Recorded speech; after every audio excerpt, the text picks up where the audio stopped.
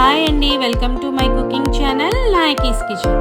ఈరోజు ఒక 1 pot meal రెసిపీతో వచ్చేసానండి. బయటేమో ఎండలు, స్టవ్ దగ్గరేమో మంటలు.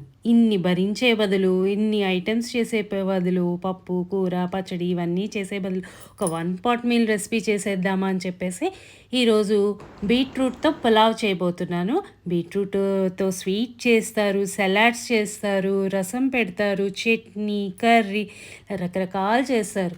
అవన్నీ బోర్ కొట్టేశాయి. అందుకనే నేను ఇవాళ బీట్రూట్తో పులావ్ చేసేసాను. ఒకసారి దాని తయారీ విధానం ఎలా అన్నది నేను చేస్తాను. నాతో పాటు మీరు కూడా చూసి మీ ఇంట్లో తప్పకుండా తయారు చేయాలండి. ఇందులో ఒక మెయిన్ ఇంగ్రీడియంట్ ఏంటనుకుంటున్నారా? కొబ్బరి పాలతో చేశాను. అది వాడితే ఇంకా టేస్ట్ ఉంటుంది నెక్స్ట్ లెవెల్.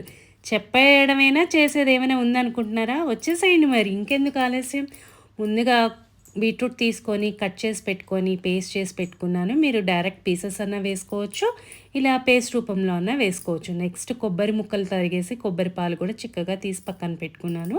ముందుగా కుక్కర్ తీసుకొని అందులోకి నెయ్యి నూనె వేసుకొని అవి కాగిన తర్వాత గరం మసాలా దినుసులు చెక్క లవంగం ఇలాచి స్టార్ ఎనైజు మొగ్గ ఆకు అన్నీ వేసేసుకొని అవి కూడా కొద్దిగా వేగిన తర్వాత ఉల్లిపాయ పచ్చిమిర్చి అల్లం వెల్లుల్లి పేస్ట్ వేసి కొద్దిగా ఉప్పు వేయండి, త్వరగా వేగుతుంది. వేగిన తర్వాత మనం బీట్రూట్ పేస్ట్ చేసి పెట్టుకున్నాం కదా, అది కూడా వేసేసి కొద్దిగా వాటర్ కంటెంట్ తగ్గి దగ్గర పడుతున్న సమయంలో మనం నానబెట్టుకున్న, నేనైతే బాస్మతి బియ్యం తీసుకున్నాను, 1.5 గ్లాస్ తీసుకున్నాను.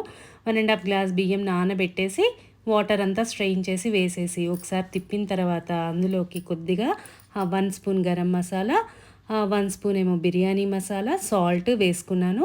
కొద్దిగా పుదీనా కొత్తిమీర వేసిన తర్వాత అందులో నిమ్మకాయ కొద్దిగా పిండానండి, కొద్దిగా బిర్యానీ ఎసెన్స్ వేసాను. వేసిన తర్వాత 1 గ్లాస్ ఏమో కొబ్బరి పాలు, 1 గ్లాస్ ఏమో వాటర్, ఒక విజిల్ రానిచ్చాను. అంతేనండి, సూపర్గా బిర్యానీ రెడీ అయిపోయింది. ఇంకెందుకు ఆలస్యం, మీరు కూడా చక్కగా ఇలా నేను చేసిన విధంగా చేసేసి లాగించేసేయండి. పిల్లలకి కిడ్స్ లంచ్ బాక్స్ రెసిపీ, ఆఫీస్కి కానీ దేనికైనా పర్ఫెక్ట్ కాంబినేషన్.